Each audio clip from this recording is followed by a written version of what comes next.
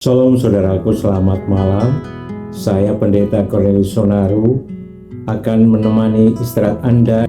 Kita akan berdoa bersama-sama dan kita akan merenungkan kebenaran firman Tuhan. Yang pertama, kita akan menemukan keheningan dan ketenangan di dalam 1 Raja-Raja 19. Dan yang kedua, kita akan memohon untuk perlindungan Tuhan sebagaimana di dalam Mazmur 91. Dan pada bagian yang terakhir kita juga akan berdoa bagi kesembuhan kita dalam Mazmur 103. Mari kita siapkan hati kita malam ini sebelum tidur untuk dilawat oleh Tuhan, diberkati oleh Tuhan.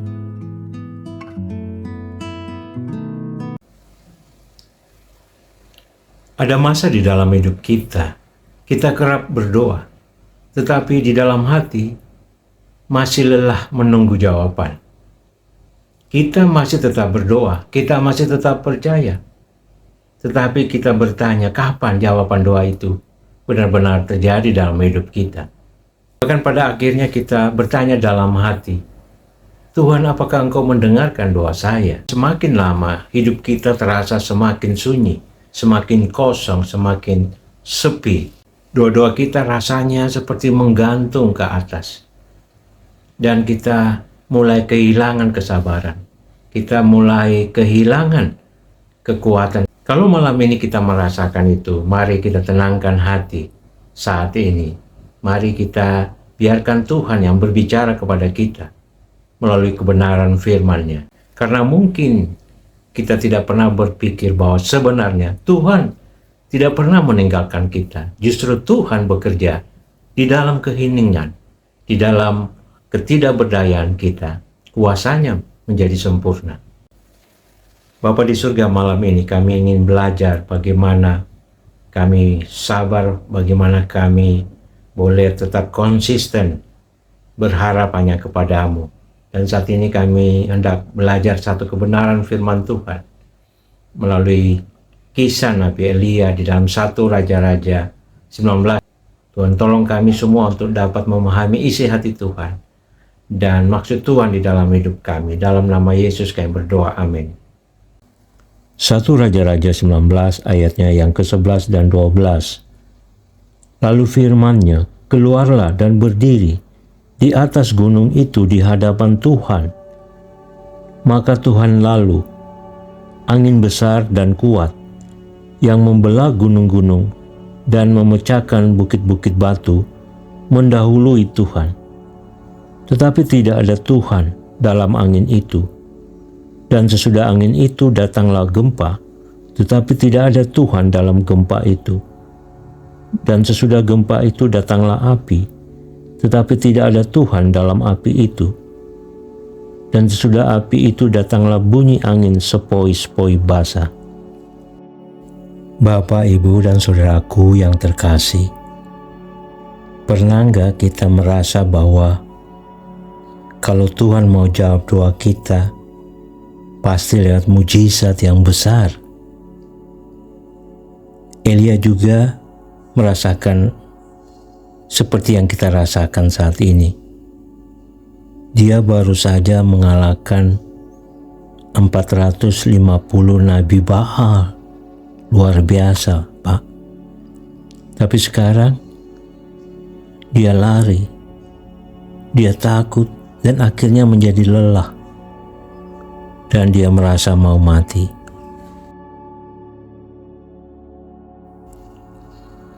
Dia pikir Tuhan akan datang lewat angin kencang, lewat gempa, lewat api. Karena itu dia naik ke Gunung Horeb, menunggu Tuhan di momen-momen yang dia pikirkan tersebut. Tapi ayat ini bikin kita kaget. Ternyata Tuhan tidak ada di dalam angin itu. Bahkan tidak ada di dalam gempa itu. Apalagi di dalam api. Tuhan tidak ada di sana. Malam ini kita belajar Tuhan sering tidak datang lewat suara besar, lewat hal-hal yang spektakuler, tetapi Dia datang lewat suara kecil atau hal-hal yang sederhana yang biasanya kita abaikan.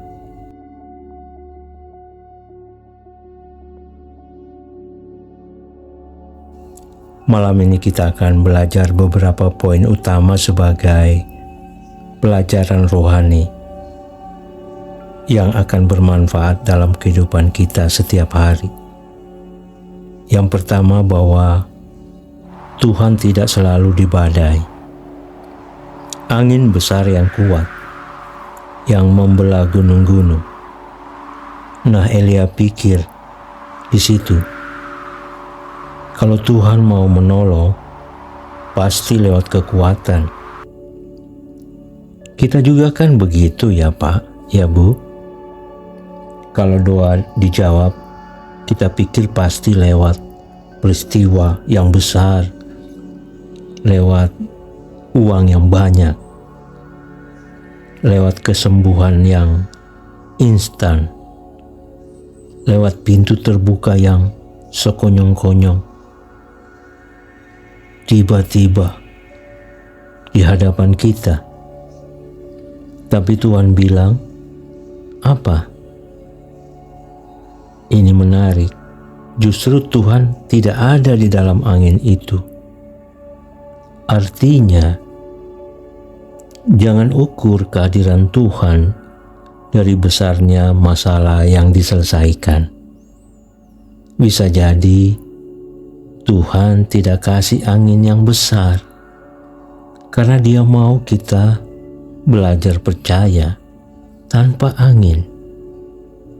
Bapak Ibu yang lagi menunggu jawaban doa, mungkin Tuhan gak kasih badai karena Dia mau kasih damai. Menarik sekali ya poin yang pertama.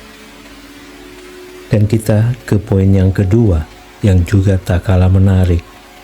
Dari 1 Raja-Raja 19 ayat 11 dan 12 itu pelajaran tentang Elia dalam menanti Tuhan. Poin kedua, bahwa Tuhan tidak selalu di kegoncangan. Dari kata gempa ya. Sesudah angin itu datanglah gempa. Tetapi Tuhan tidak ada di dalam gempa itu. Gempa Bapak Ibu, kita anggap seperti hidup kita yang diguncang. Bisa jadi anak yang sakit tiba-tiba, usaha yang bangkrut, ekonomi suram, atau rumah tangga yang mulai ada keretakan. Kita berpikir, wah, Tuhan pasti ada di tengah guncangan ini. Tapi aneh, ayat ini bilang, Tuhan gak selalu ada di gempa. Dia gak selalu datang saat kita hancur. Ada cerita tentang seorang ibu menunggu anaknya pulang malam. Dia doa keras-keras. Tapi anaknya akhirnya pulang diam-diam. Dia nggak lihat Tuhan di gempa. Tapi dia lihat Tuhan di pintu yang terbuka pelan. Tuhan kerja di diam saat gempa sudah lewat. Poin yang ketiga, Tuhan tidak selalu di semangat besar. Dalam ayat yang kita baca ada kalimat demikian, sesudah gempa itu datanglah api, tetapi Tuhan tidak ada di dalam api itu. Api artinya semangat, emosi, spirit, doa yang keras, pujian yang nyaring. Bukankah kita sering mencari Tuhan di kebaktian-kebaktian yang wow, yang megah, yang besar, full musik, yang nyaman, di doa yang lantang? Tidak ada yang salah di situ. Tetapi kita sering fokus pada hal-hal tersebut. Kita merasa bahwa Tuhan ada selalu di situ, di pengalaman rohani yang heboh banget. Tapi dari kasus Elia, Tuhan bilang, aku tidak ada di dalam api itu. Pak, Bu, kebenaran ini bukankah melegakan kita? Karena berarti kita nggak harus selalu menangis kencang-kencang, berteriak kencang-kencang biar Tuhan dengar. Nggak harus teriak biar Tuhan jawab. Nggak seperti itu juga. Karena kadang iman kita paling dewasa justru saat kita diam, kita tenang, nggak ada api, nggak ada suara, di dalam keheningan Tuhan ada dan berbicara. Poin yang keempat, dan ini adalah bagian terakhir, Tuhan ada di dalam diam, di dalam angin sepoi-sepoi. Dan sesudah api itu datanglah bunyi angin sepoi-sepoi basah. Wow, luar biasa. Kata sepoi-sepoi basah itu sama dengan suara yang pelan, yang lembut, seperti bisikan. Di dalam bahasa Ibraninya itu adalah suara diam yang halus. Jadi ini kunci dari 1 Raja-Raja 19.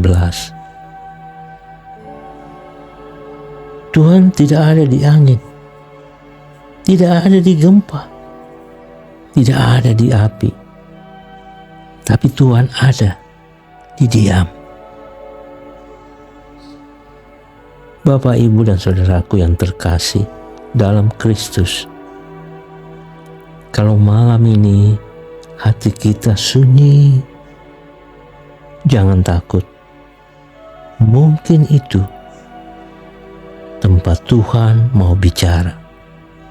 Mungkin itu adalah momen terbaik bagi kita mendengar suara Tuhan lebih jelas.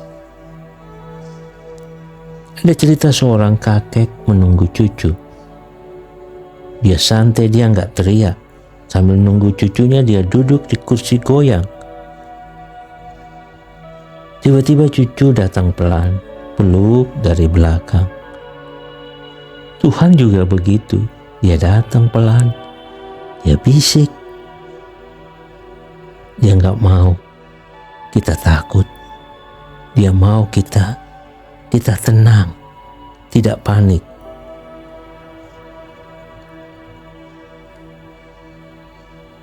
Jadi poin kelima ini melengkapi poin yang keempat. Belajar dengar suara kecil. Elia harus keluar dari gua. Dia harus berhenti berlari. Dia harus diam. Kita juga begitu kan? Kita terlalu bising.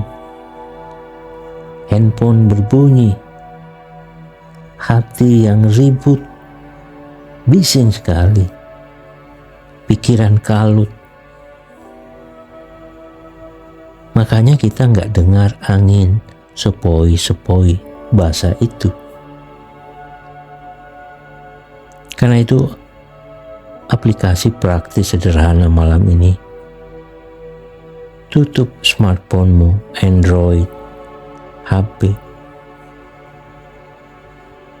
Bahkan tanda petik tutup mulut. Dengarkan suara Tuhan. Mungkin 60 detik. Tenang, rileks. Kalau ada damai, ada sejahtera di hati kecil kita. Ada ketenangan. Itu suara Tuhan juga. Karena Tuhan tidak pernah berhenti berbicara. Kita saja yang terlalu bising.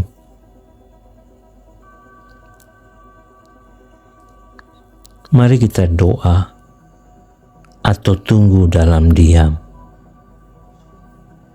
Malam ini kalau Bapak Ibu lagi menunggu jawaban doa, ingat, jangan cari Tuhan di badai. Jangan cari Dia di gempa. Apalagi jangan cari Dia di api. Cari Dia di diam. Di doa-doa kita. Tuhan Yesus, kami ini sudah lelah mencari Engkau di suara yang besar, di perkara-perkara yang spektakuler.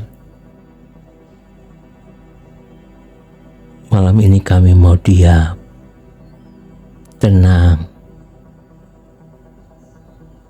Kami percaya Engkau sangat dekat. Meski kami enggak dengar apa-apa. Berbicaralah. Berbicaralah.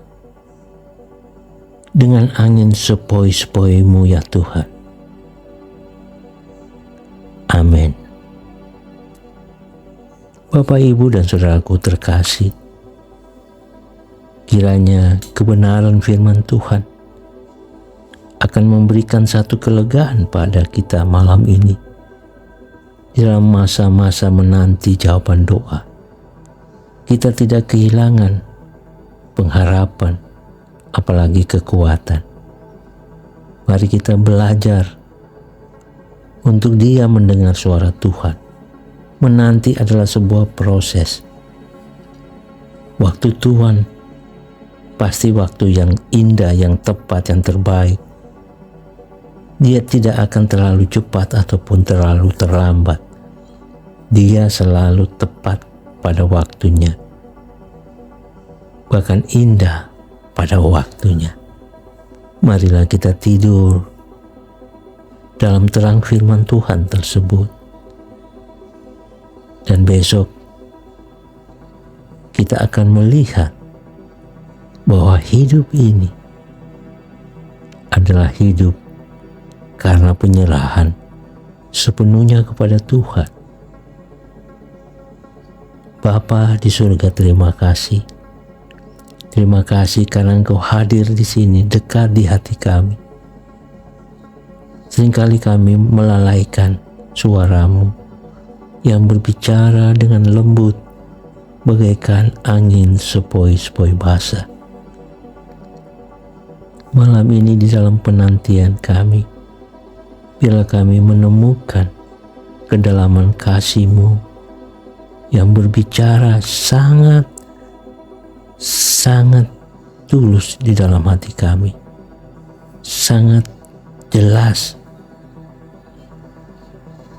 Bapa, terima kasih bahwa dalam perkara-perkara yang kecil dan sederhana pun Engkau dapat memakai itu untuk memproses kami menjadi pribadi yang tangguh, yang sabar, yang tidak mudah untuk mengeluh.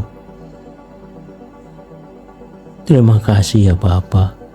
Memberkati Bapak, Ibu, dan Saudara yang menonton video ini, yang punya mungkin pergumulan, hamba tidak tahu. Tuhan pulihkan mereka, batin, fisik mereka. Dan Tuhan berkati dengan dahsyat, dengan melimpah.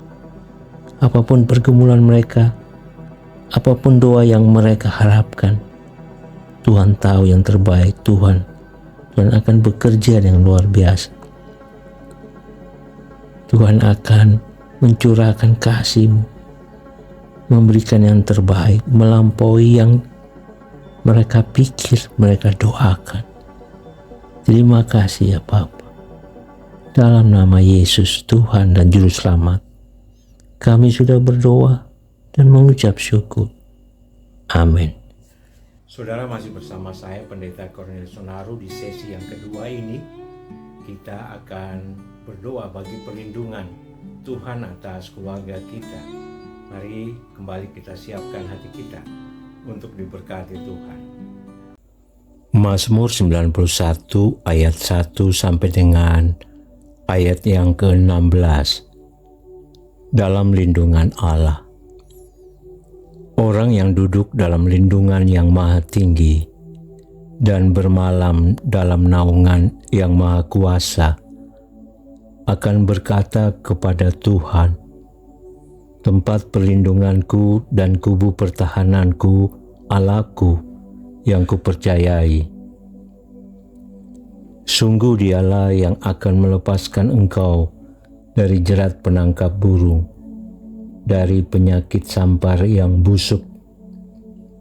Dengan kepaknya Ia akan menudungi engkau, di bawah sayapnya engkau akan berlindung. Kesetiaannya ialah perisai dan pagar tembok.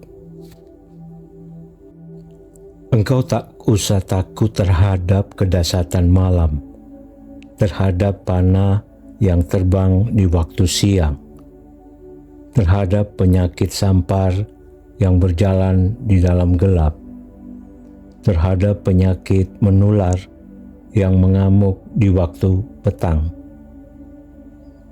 Walau 1000 orang rebah di sisimu dan 10.000 di sebelah kananmu, tetapi itu tidak akan menimpamu. Engkau hanya menontonnya dengan matamu sendiri dan melihat pembalasan terhadap orang-orang fasik. Sebab Tuhan ialah tempat perlindunganmu, yang maha tinggi telah kau buat tempat perteduhanmu. Malapetaka tidak akan menimpa kamu, dan tulah tidak akan mendekat kepada kemahmu. Sebab malaikat-malaikatnya akan diperintahkannya kepadamu untuk menjaga engkau di segala jalanmu.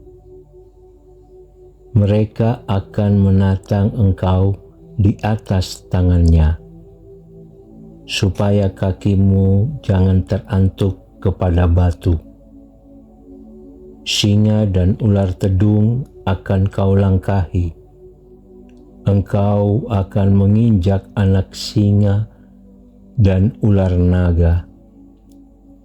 Sungguh, hatinya melekat kepadaku, maka aku akan meluputkannya. Aku akan membentenginya, sebab ia mengenal namaku. Bila ia berseru kepadaku, aku akan menjawab. Aku akan menyertai dia dalam kesesakan.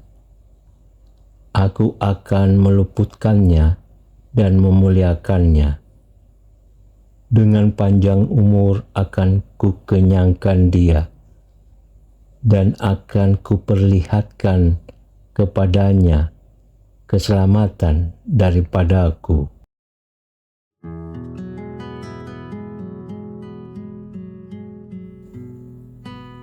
Bapak, Ibu, dan saudaraku yang terkasih, hari-hari ini kita sedang hidup di zaman yang bising. Zaman yang bising dengan berita-berita yang tidak mengenakan. Berita-berita yang membuat kita ketakutan, tidak tenang. Berita-berita yang membuat kita cemas. Berita-berita itu adalah berita-berita yang negatif, yang datang siang dan malam. Ada berita tentang penyakit, kehilangan, kegagalan, tindak kejahatan, berita tentang hal-hal yang menakutkan kita. Semuanya itu seperti panah yang terbang tanpa suara. Mazmur 91 ditulis untuk orang-orang seperti kita, orang-orang yang lelah, orang-orang yang merasa tidak cukup kuat, orang-orang yang butuh tempat bersembunyi. Pada ayat 1 dan 2, pemazmur sudah meletakkan dasar bahwa orang yang duduk dalam lindungan yang maha tinggi akan bermalam dalam naungan yang maha kuasa. Baru setelah itu dia bicara tentang malam dan panah. Karena perlindungan Tuhan bukan hadiah untuk orang yang kuat, tapi rumah untuk orang yang mau datang.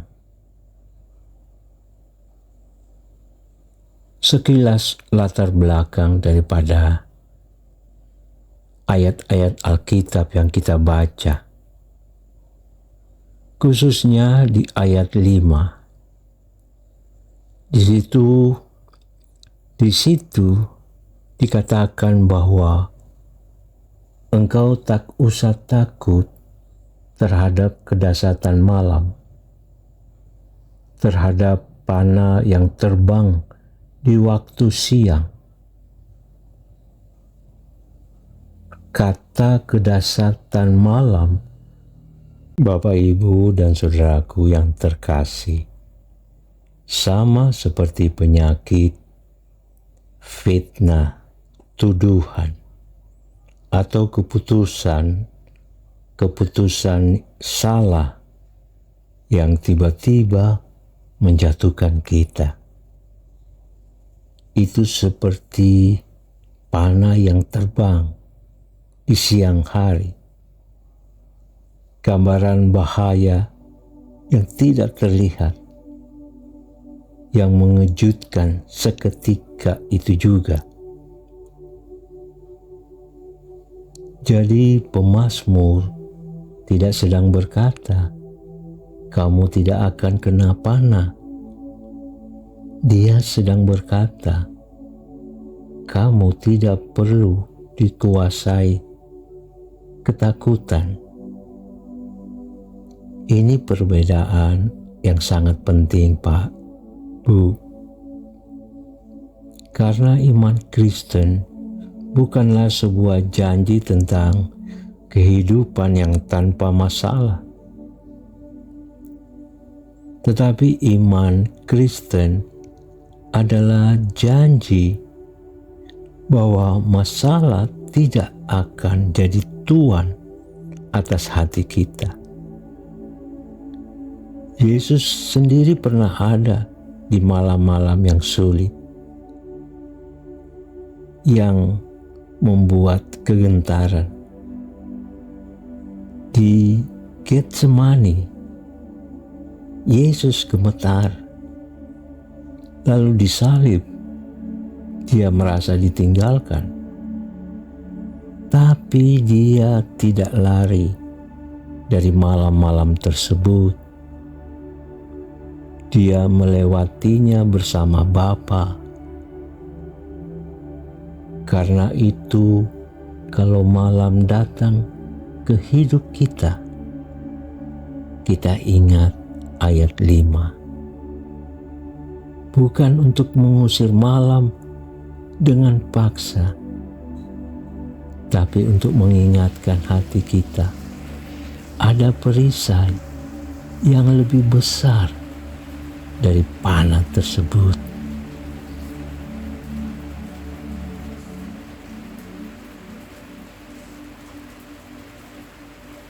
Kata kedasat dan malam dalam bahasa Ibrani itu mempunyai arti teror, gentar, yang membuat badan gemetar. Sementara malam bagi orang Israel zaman Musa, malam bukan hanya gelap. Malam adalah waktu serangan musuh datang. Malam adalah saat perampok datang. Malam juga saat penyakit sampar menyebar. Dan malam dipercayai juga adalah waktu roh jahat berkeliaran. Dan panah yang terbang di siang adalah gambaran bahaya yang tidak terlihat. Panah itu tidak terdengar sampai kena. Mari kita renungkan ini, kita refleksikan dalam hidup kita berkaitan dengan khususnya ayat-ayat yang kita bahas di atas 5:11. Malam kita hari ini bukan malam serangan musuh, malam perampok, tapi benar malam kita malam kecemasan saat ini. Malam tentang utang, malam tentang diagnosis dokter, malam tentang anak cucu yang jauh dari Tuhan. Lalu panah kita hari ini bukan panah perang, tapi panah kabar buruk yang kita baca di WhatsApp. Panah kata-kata yang melukai, yang menyakiti kita. Panah pikiran yang berkata, kamu gagal, kamu tamat, kamu selesai, kamu tidak punya harapan. Babu Mazmur tidak bilang, malam-malam itu akan hilang. Tapi Mazmur 91 bilang, ada tempat untuk kita bernaung, bersembunyi, berdiam dari semua itu. Dan tempat itu bukan tempat fisik. Tempat itu adalah kehadiran Tuhan. Amin. Saat kita duduk dalam lindungannya, dalam naungan yang maha tinggi, maka malam berubah jadi ruang doa. Ruang-ruang kita ada dalam hadirat Tuhan, dalam pujian, sembah, dan seruan kita. Bapak, Ibu, dan Saudaraku, ayat 11 mengingatkan kita dijaga, kita aman. Tapi penjagaan itu tidak selalu dapat kita lihat. Kita tidak tahu malaikat mana yang akan menutup mulut singa di hidup kita. Kita baru tahu nanti saat melihat ke belakang. Karena itu hari ini, malam ini, bukan supaya malam-malam yang mengerikan, bukan supaya malam bising itu tidak ada, tapi bagaimana supaya saya tidak sendiri di malam-malam tersebut. Kita berdoa, Bapak, Ibu. Tuhan Yesus, terima kasih untuk Mazmur 91 ini. Terima kasih karena Engkau tidak janji hidup kami tanpa malam yang bising dan kelam. Tapi Engkau janji bahwa Engkau hadir di malam tersebut. Tuhan, ajar kami tidak takut terhadap kedahsyatan malam. Ajar kami percaya Engkau memerintah malaikat-Mu untuk menjaga kami. Kami serahkan jalan kami hari ini di siang yang terang, di malam yang gelap. Engkau hadir di dalam nama Yesus. Kami berseru dan memohon perlindungan-Mu. Haleluya. Amin. Bapak, Ibu, dan saudaraku, biarlah kita berangkat istirahat tidur malam ini dengan hati yang tenang. Sebagaimana ayat-ayat yang kita sudah renungkan dalam Mazmur 91, khususnya ayat 5 dan 11.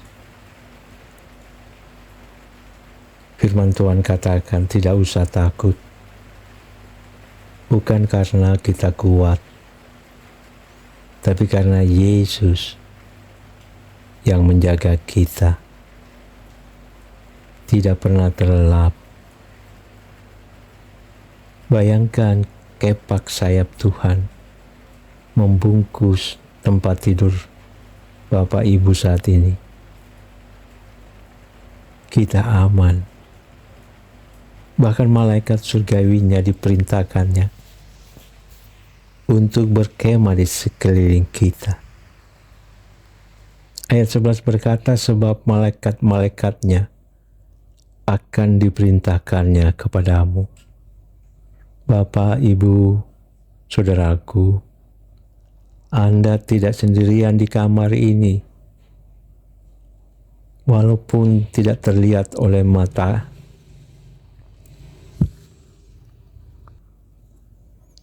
Bapak Ibu, ayat 11 berkata, sebab malaikat-malaikatnya diperintahkannya kepadamu. Itu berarti jelas sekali kita tidak sendirian di kamar, benar. Tidak terlihat oleh mata fisik, tapi ada bala tentara surgawi yang menjaga pintu-pintu rumah kita. Amin. Lepaskan semua kewaspadaan kita. Biarkan Tuhan yang berjaga-jaga bagi kita, bagi rumah kita, bagi keluarga kita. Bapa, kami berdoa bagi setiap telinga yang mendengar ini. Biarlah kuasa Mazmur 91 ini menjadi perisai yang nyata. Engkau patahkan setiap jerat kecemasan, dan biarlah kami tidur dalam kemenangan di dalam nama Yesus. Haleluya. Ketik amin, saudaraku, jika Anda percaya perlindungannya luar biasa. Saudaraku, kita masuk pada sesi yang ketiga tentang pemulihan. Kita akan merenungkan Mazmur 103 ayat 1 sampai dengan ayat yang ke-22. Sebelumnya mari kita berdoa. Ya Allah, ya Tuhan kami yang Maha Kuasa, Engkau Allah yang sanggup melakukan segala perkara. Kami bawa ke dalam tangan-Mu tubuh kami yang lelah, fisik kami yang letih, dan jiwa kami yang haus akan pemulihan. Kiranya melalui kuasa-Mu kami semua boleh dipulihkan, dan pimpin kami untuk memahami rencana-Mu dalam Mazmur 103 ini. Dalam nama Yesus kami berdoa, amin. Kita akan membaca Mazmur 103 ayat 1 sampai ayatnya yang ke-22. Siapkan hati kita. Saya akan membacakannya, Mazmur 103 secara lengkap. ayat 1 sampai dengan selesai ayatnya yang ke-22. Ayat nas kita nanti ada di pada ayat 1, 2, dan 3. Terlebih dahulu kita akan baca secara lengkap. Mazmur 103 dari Daud. Pujilah Tuhan, hai jiwaku. Pujilah namanya yang kudus, hai segenap batinku. Pujilah Tuhan, hai jiwaku, dan janganlah lupakan segala kebaikannya. Dia yang mengampuni segala kesalahanmu, yang menyembuhkan segala penyakitmu. Dia yang menembus hidupmu dari lubang kubur, yang memahkotai engkau dengan kasih setia dan rahmat. Dia yang memuaskan hasratmu dengan kebaikan, sehingga masa mudamu menjadi baru seperti pada burung Raja Wali.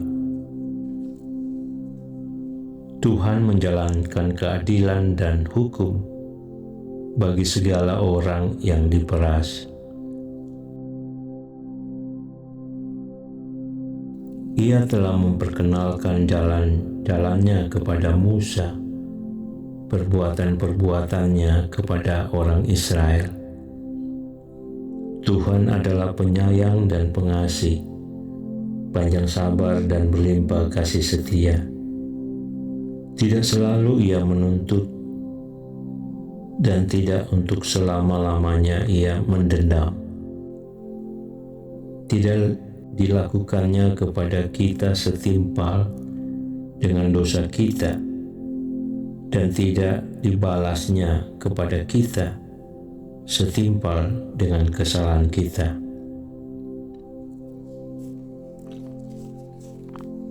Ayat 11, tetapi setinggi langit di atas bumi, demikian besarnya kasih setianya atas orang-orang yang takut akan Dia. Sejauh timur dari barat, demikian dijauhkannya daripada kita pelanggaran kita. Seperti Bapa sayang kepada anak-anaknya, demikian Tuhan sayang kepada orang-orang yang takut akan Dia. Sebab Dia sendiri tahu apa kita. Dia ingat bahwa kita ini debu.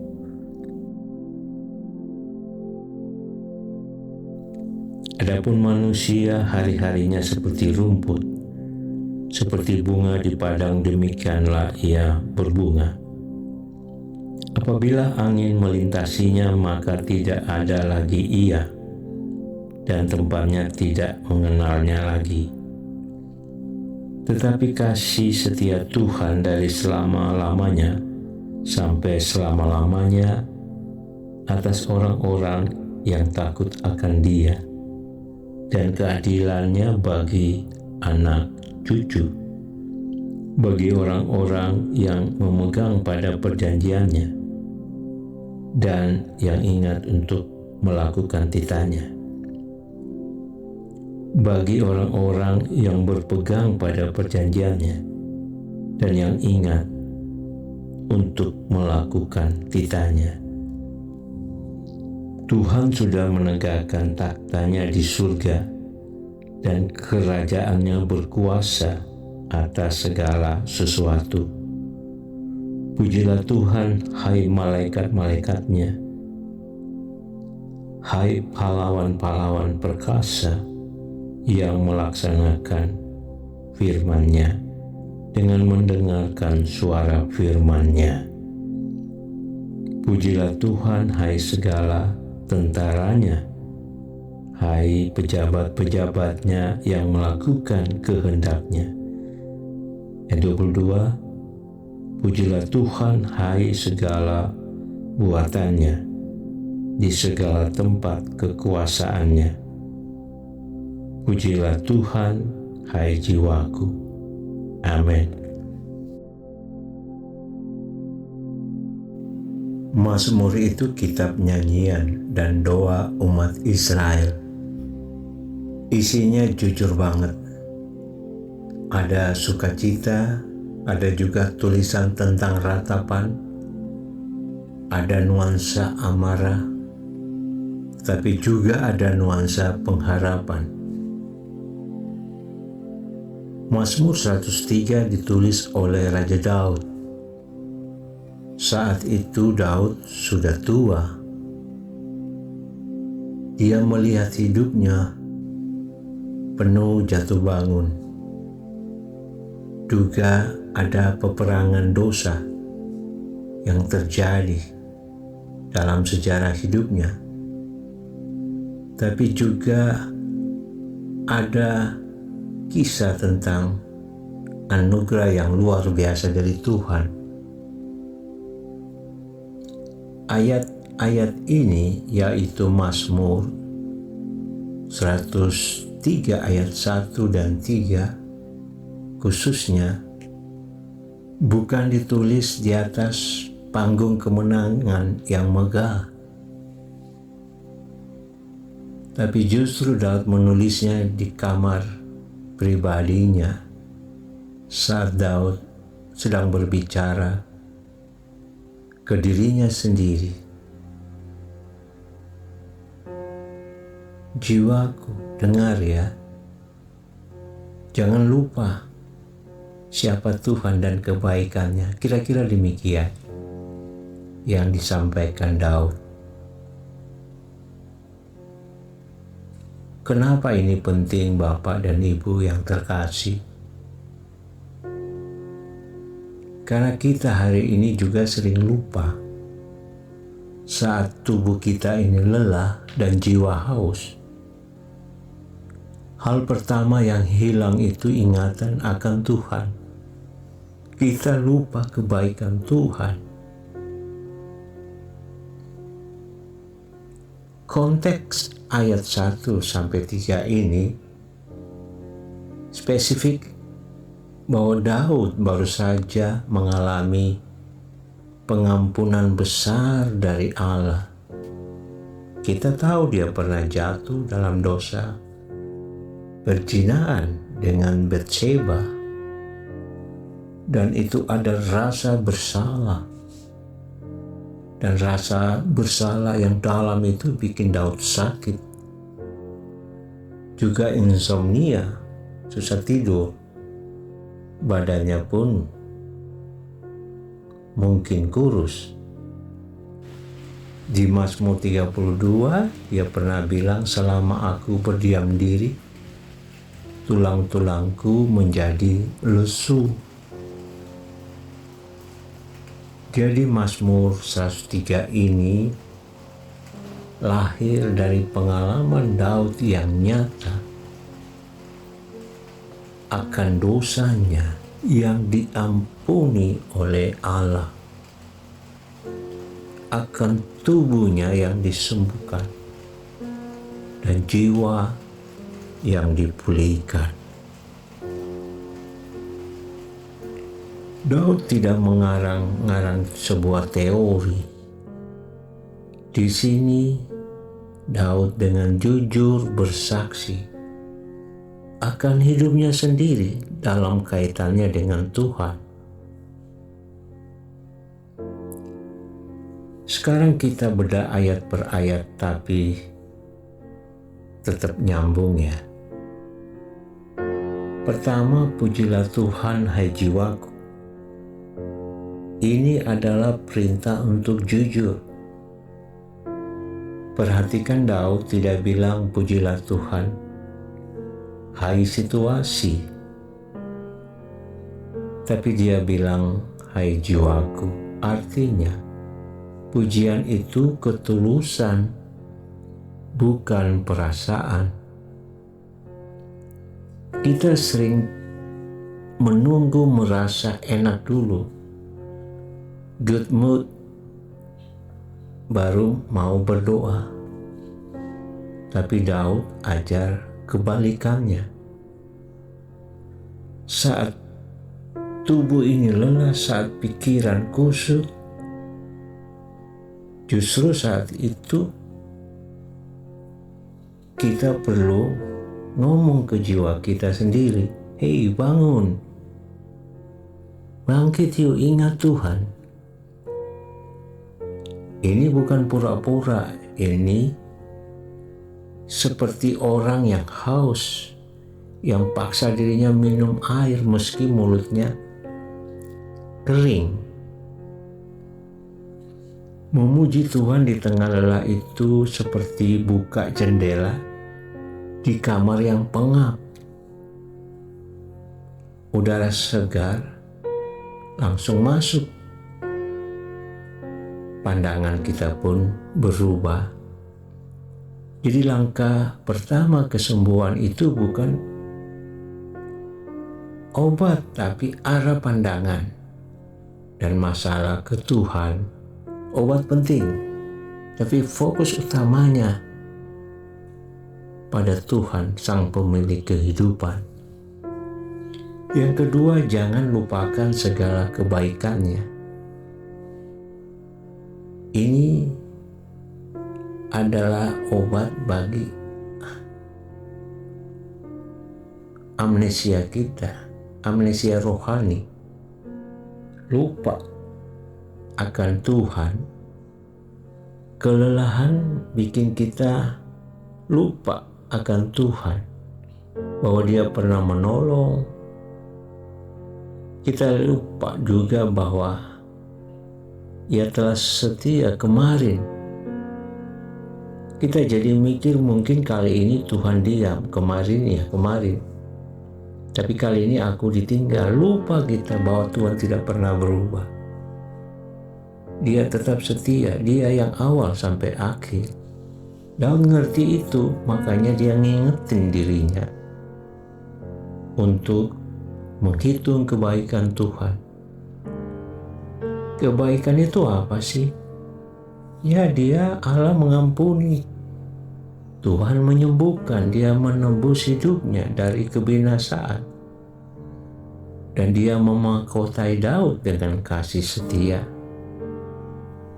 Coba kita berhenti sejenak beberapa detik. Dapatkah kita menyebutkan satu hal yang baik yang Tuhan sudah buat untuk kita di minggu ini? Itu aja sudah cukup, karena iman tumbuh dari ingatan. Orang yang gampang lupa kebaikan Tuhan, gampang putus asa. Poin yang ketiga, Dia mengampuni, Dia menyembuhkan. Kesembuhan itu yang diberikan Tuhan utuh. Inilah inti ayatnya. Daud gabungkan dua hal, pengampunan dosa dan kesembuhan penyakit. Kenapa? Karena di budaya Ibrani dosa dan sakit itu sering berkaitan. Rasa bersalah yang nggak beres bisa bikin tubuh sakit. Stres bisa bikin insomnia, tekanan darah naik. Tapi kabar baiknya, Yesus datang untuk bersihin dua-duanya. Di kayu salib, Yesaya 53 ayat 5 digenapi oleh bilur-bilurnya. Kamu sudah sembuh. Kata sembuh di situ mencakup luka jiwa dan tubuh. Jadi kalau hari ini kamu lelah fisik, mungkin Tuhan mau sembuhkan dulu jiwamu. Saat hatimu tenang karena diampuni, tubuhmu mulai istirahat, tidurmu pasti nyenyak lagi, dan itu memulihkan fisikmu. Kalau kamu sakit fisik, bawalah ke Tuhan. Dia peduli. Tuhan bisa menyembuhkan secara mujizat, bisa juga lewat dokter, bisa lewat istirahat, lewat perawatan medis, obat-obatan, lewat makanan, dan tentu saja lewat damai sejahtera Tuhan. Jangan batasi Tuhan. Dia Tuhan yang menyembuhkan seluruh dirimu total. Tapi kita tidak boleh maksa Tuhan dalam doa kita. Nggak layak. Tugas kita memohon. Kesembuhan atas penyakit adalah kehendak Tuhan. Dia punya kehendak yang terbaik menyembuhkan atau tidak. Itu adalah bagian Tuhan, bagian kita berdoa, memohon. Aplikasi, jadi bagaimana? Pertama, berhenti berpura-pura kuat. Akui ke Tuhan, Tuhan, aku lelah, jiwaku haus. Kedua, ingat satu kebaikan Tuhan yang nyata dalam hidupmu. Ketiga, serahkan tubuh dan jiwamu, minta Dia yang bekerja. Amin. Kita berdoa. Bapa, terima kasih untuk Mazmur 103 ini yang mengingatkan kami siapa Engkau. Malam ini kami datang dengan tubuh yang lelah dan jiwa yang haus. Kami tidak mau lupa kebaikan-Mu. Engkau Allah yang mengampuni dan menyembuhkan. Jamah tubuh kami sekarang. Beri kami istirahat yang sejati. Jamah jiwa kami dari kekosongan. Isi dengan damai-Mu. Kami percaya Engkau bekerja meski kami belum melihat hasilnya. Kami memilih memuji Tuhan sekarang, karena Engkau terlalu amat sangat baik. Haleluya, dalam nama Yesus. Amin. Untuk bahan refleksi, dia merasakan hadirat Tuhan. Kalau ada damai yang turun, itu tanda Dia dekat.